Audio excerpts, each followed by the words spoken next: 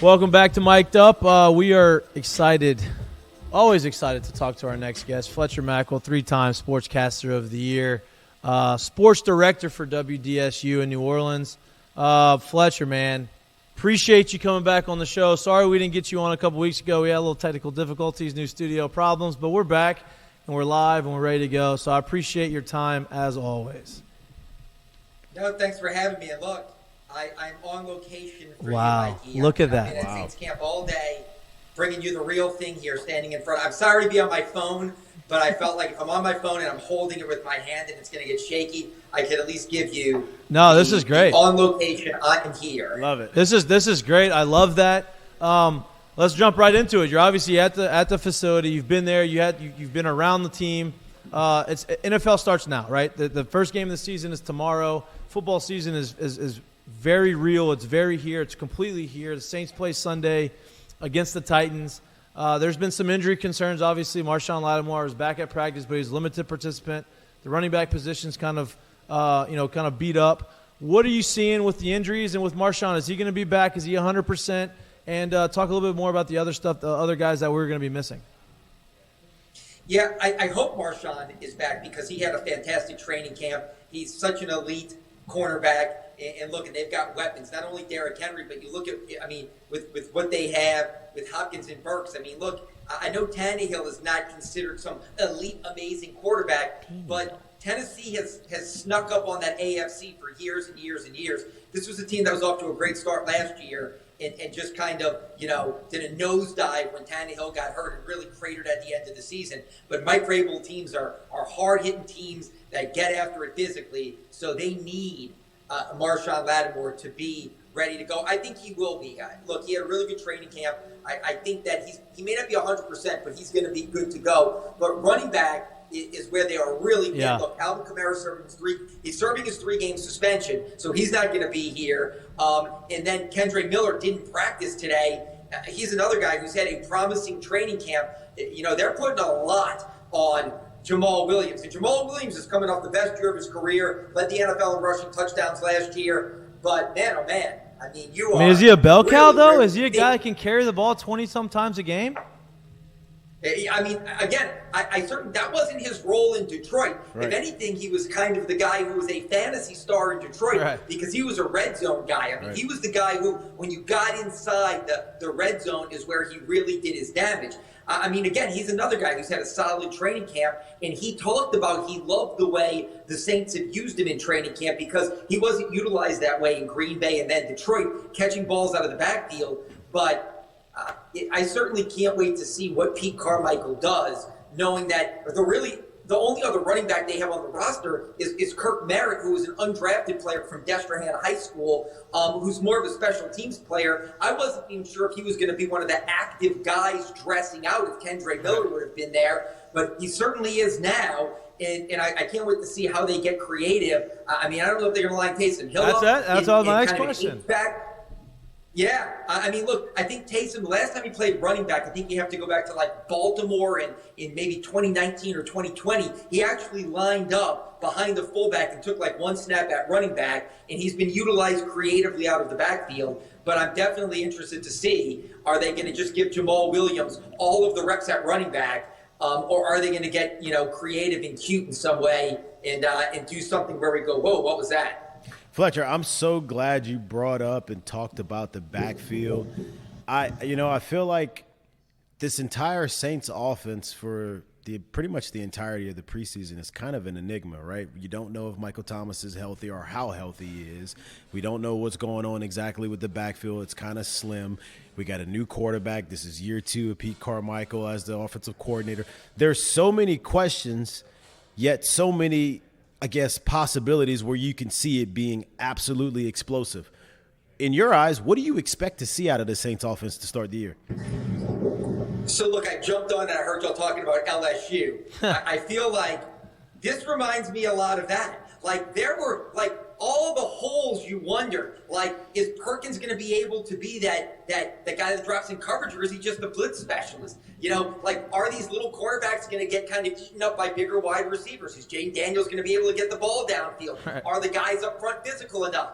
And it all broke the wrong way. there's a lot of questions about the Saints that I don't know which way it's going to break. Yeah. And that's a great question, Derek. Because I want to be positive and say it's going to break the right way. But I don't know if Trevor Penning, the rookie at left tackle, is going to be good. He's a mauler moving humans in the ground game, but is he going to be able to protect, Derek Carr's blind side, or is he going to be a turnstile? I don't know, and we won't know until the game is for real.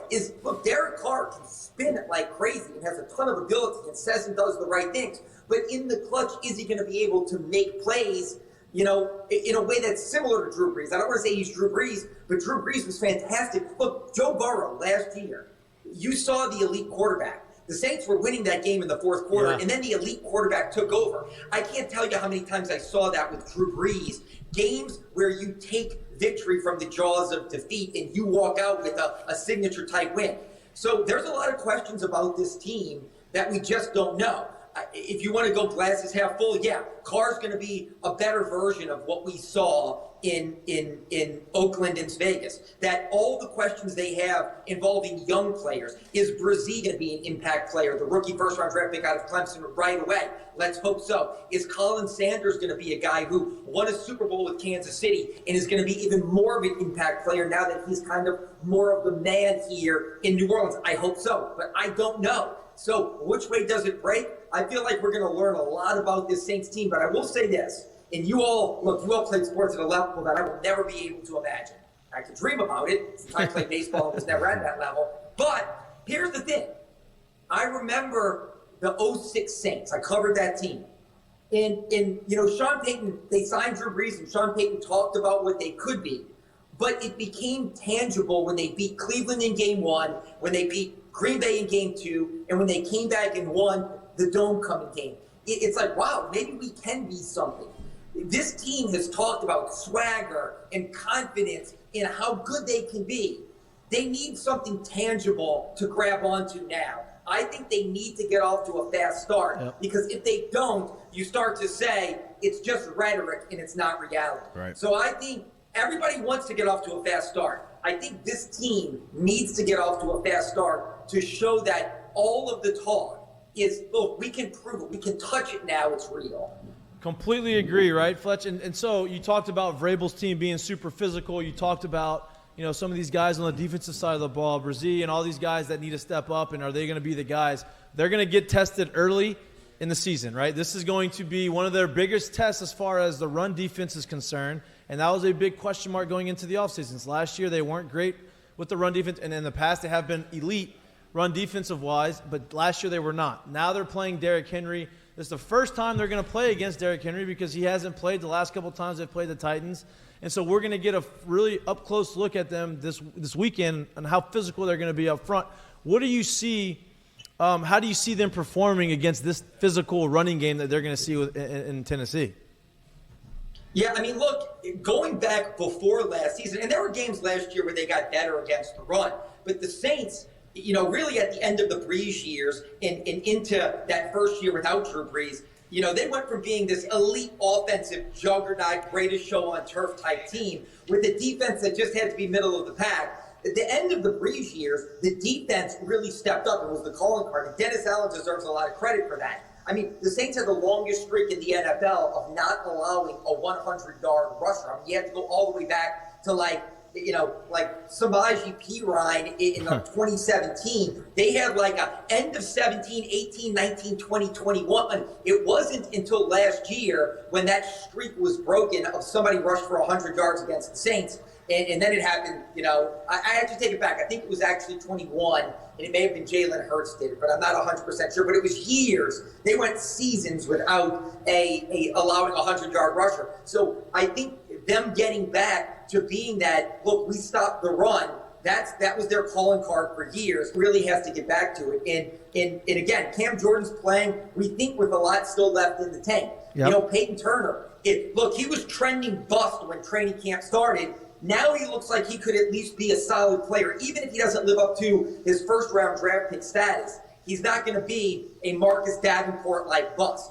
Carl Granderson had a solid camp. And then I mentioned two guys in the middle. Look, they got 3 of their 4 defensive linemen left in free agency, and they just said bye-bye and let them walk. So they have reinvented this line with Ty Grantham, a new defensive line coach, and 3 new starters lining up with Cam Jordan. And the results have looked pretty solid in camp, but it just gets back to that. It's all training camp. They're just going against each other. We really need to see at this point who and what they are against another team, and this is a massive test. Not just Derek Henry, but look, I covered Tulane extensively, my entire career here in New Orleans, but definitely last year because it was the greatest season ever.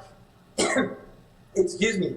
And Tajay Spears is a really solid running back that can be a much different type of player than Derek Henry. So what Tennessee can throw at them schematically is going to challenge them. I mean, that's a 1-2 punch that the Saints had. It reminds me of Deuce McAllister and Reggie Bush, or even Mark Ingram and Alvin Kamara in a different kind of capacity, but players that can keep defenses off balance with how they operate. So I'm curious to see how the Saints perform. This is a big, big test because then you get to week 2. I don't think Carolina's going to be nearly as good as people think they're going to be. I love Bryce Young, but I think that's an overrated team, and people talking about them being better, I think, is a little too soon. Green Bay is the great unknown, to me in week 3. Yep.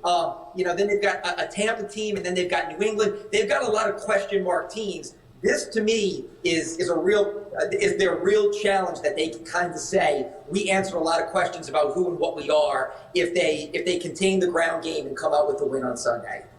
And you mentioned a lot about what I think the Tennessee Titans do well, which is being able to run the ball. I was going through the stat line of what Ryan Tannehill did last year, and obviously it wasn't very impressive whenever you saw Malik Willis get some snaps and then they go in and draft Will Levis. If you're the Saints, you really only have to worry about the run game, but is there an opportunity where you see maybe the Titans use one of their, maybe a Malik Willis or a Will Levis, because they've yet to name a number 2 quarterback before the game? Yeah, I mean, look, I loved Will Levis. I actually thought the Saints probably should have taken him. They were invested in Carr, and I don't think anybody thought Will Levis was going to fall to the second round. And the Saints had that pick really, really, really late, that they got from the Denver Broncos. And I thought, if he's talented enough, maybe you take a guy like Will Levis. I think they're locked into Tannehill. They're a team that they were so sneaky good for years. They were just this team that was kind of this grit and grind kind of team. Tannehill's not a sexy quarterback, but they get it done. The ground and pound play defense. I remember years where it's like, wow, the Titans are the number 1 team in the AFC. You didn't even realize it, but that's what they were. So, look, last year to me, I think they haven't completely nailed it in. That this is maybe their last hurrah with this group, with Tannehill, with what they have here, before they turn the page on a new quarterback. Because as someone who's covered the NFL, whenever you start playing rookie quarterbacks, you're really looking with an eye towards the future. And I know Malik Willis is in his second year, but I feel like, look, they got a new general manager there. Carthon came from San Francisco. That's not his guy. So I certainly think that Levis is the answer full-time eventually, but I don't think you're going to see those guys in this game unless it's in a trick role, unless they use Malik Willis in some kind of short yardage, Taysom Hill type of role. I would say that this is Tannehill, Henry, in what they've done in years past, trying to kind of get back one more year of can we be a force in the AFC, or at least relevant in what is just a loaded AFC one more year before they start playing younger quarterbacks. Speaking of quarterbacks you won't see, that report comes out about from the building you're at right now, from the Saints building with Jake Haener. Were you able to? Can you give us any more inside information as to what what actually happened and what the suspension is for? Is it just a performance enhancing based thing?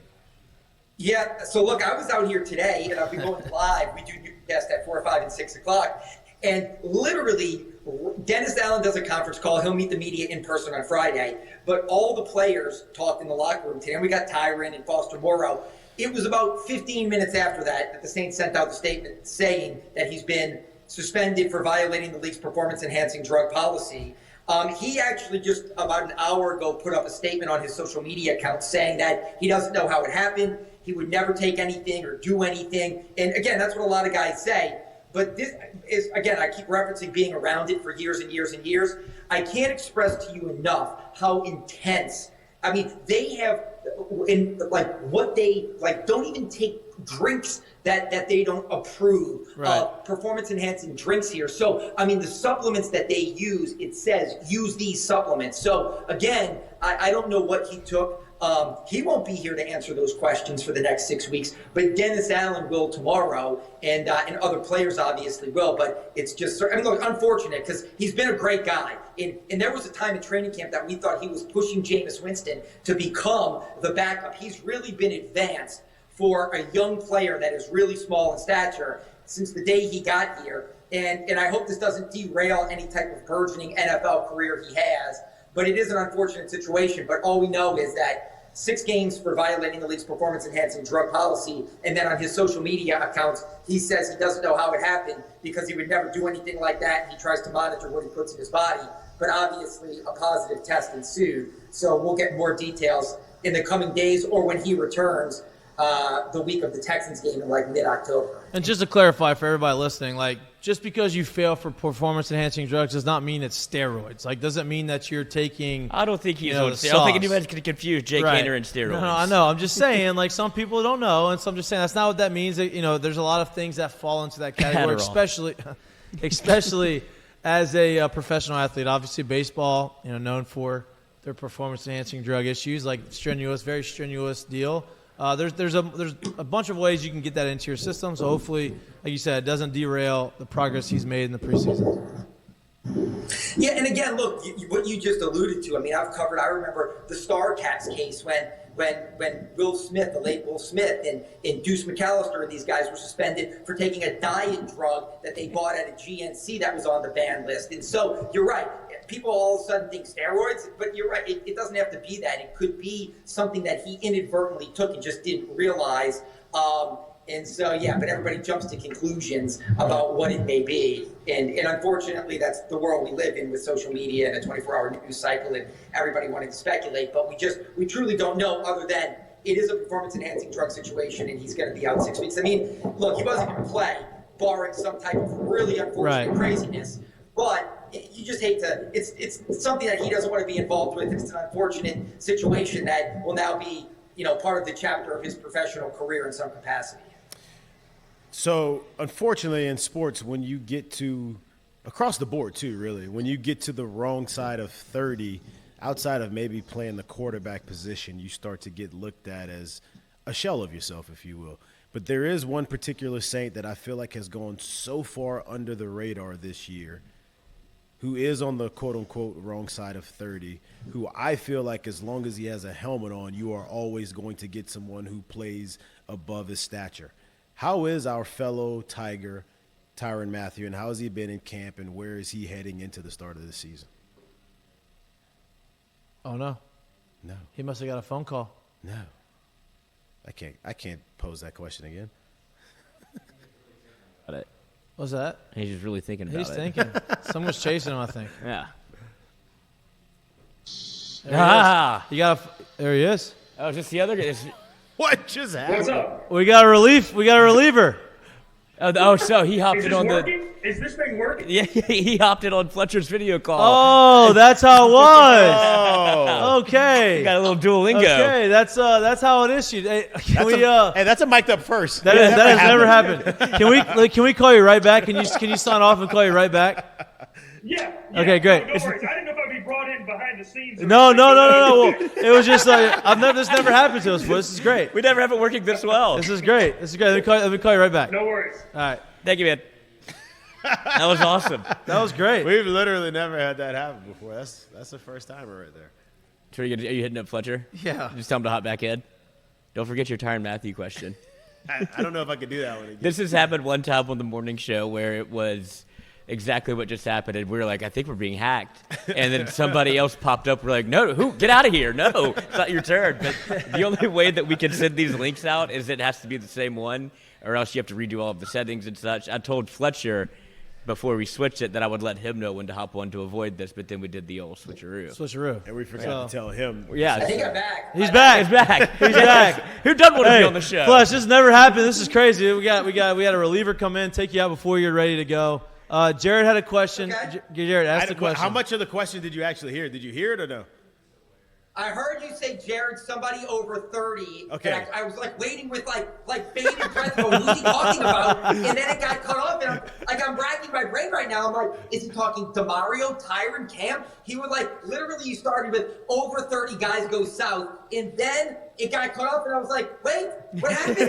So, well, you guessed one of so them. I'm sorry. Maybe they at night, maybe the Wi-Fi out here, maybe it With It the was sun, on us. no, Yes, no, yes. it's good. But you did guess one of them. That was right. I feel like the question basically was around Tyronn Mathieu in the sense that I feel like he's gotten to this side of 30, and I feel like anytime you see him in a uniform, I personally expect to get a big performance. I think that's just him. That's what he does. He rises to the moment. He plays to the occasion. We haven't heard almost anything out of him in camp. How is he? Where is he at to start this? At the start of this season, and what do you expect out of him this year? Yeah, I would agree 100%. Look, last year, Tyronn got here. It was a great story. The local guy, the Honey Badger, St. Augustine High School, LSU, coming home, all that great stuff. But then, he missed the first week of training camp with what they call the personal issue. And then in the beginning of the season, he was kind of invisible. He just didn't seem to find his footing. I hate when people say he made business decisions, when Mariota and some of the big dudes were turning at him. But he wasn't a great part of the defense. And the defense, Mikie alluded to it. They gave up a few 100-yard games, which were non-traditional for what they had done, in years past. But at the end of the season, I felt like we started to see the Tyronn that was the Pro Bowl player in Kansas City. That was the Pro Bowl player in Arizona. That was the really good player in Houston when he was there. And at the end of the season, I really felt like that's where he found his footing. Those last 4 to 6 games, especially 4 games after the bye.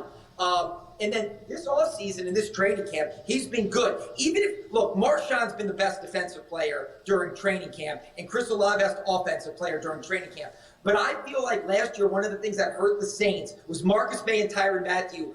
Both new, both figuring it out. Mathieu wasn't here at the start of training camp. They're playing games together. The communication wasn't great. I really think they found a synergy, even if we're not talking about him, or even if you're not reading about him. I feel like you're right, that this is the Tyronn Mathieu that I don't know how many more years he has to be an elite player, but I think he's got at least this year is an elite player. And I think we're going to I really believe in Tyronn Mathieu this year that we could Pro Bowl caliber type season from him at the back end of the Saints defense. Love that. I think that would be a huge boost. I think that, anytime he's you're playing talking well, about a playoff team at that. Yeah, anytime he's playing well, it brings everybody else up. Fletch, I appreciate your time. One more question. Last time we had talked to you, your prediction for the season was 10, 11 wins. You see that's very reasonable. I still think that's the case. The Saints got voted easiest schedule in the NFL, right? We talked to you with a couple weeks left in preseason. Now that preseason's over with and the season's about to start, are you good with that prediction? Do you think that there can be more wins? Do you think there can be less wins? What do you feel? And obviously, we're gonna know a lot more on Sunday. Yeah, I was going to say, I feel like I'm sticking with what I said. Just like all the people that thought LSU's a national championship contender until Sunday. And now it's kind of like, maybe we'll back off of that. Maybe Florida State's the national championship contender and LSU. That reminds me of Texas LSU 2019. Yep. I think Texas was higher ranked. Ellinger had just gone to the Sugar Bowl saying we'll be back here next year, meaning the national championship. And it was LSU that put themselves on the radar. Texas, they were still good that year, but not great. Yeah. I still stick with the Saints winning the division, being a playoff team. The NFC is wide open. The Saints don't play the Eagles. They don't play the Niners. To me, they've got an easy schedule, a weak division. They're going to win this division. They're going to win 10 or 11 games. And once they get into the playoffs, anything's possible.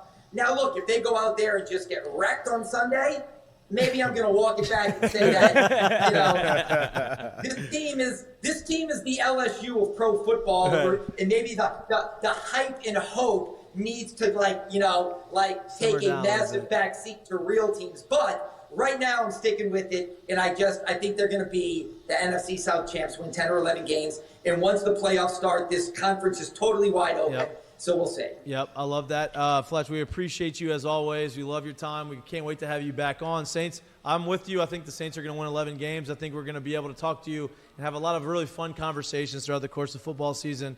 Enjoy it. Appreciate you being our insider right there at Saints training camp, or not their training camp, their practice facility. and giving all the insights. And we'll talk to you soon. Appreciate you. All right. Thank you. Sorry about the Wi-Fi. No, that was No, us. that was us. That was That was not on you. our side, not That was you. us. Thanks for working with us.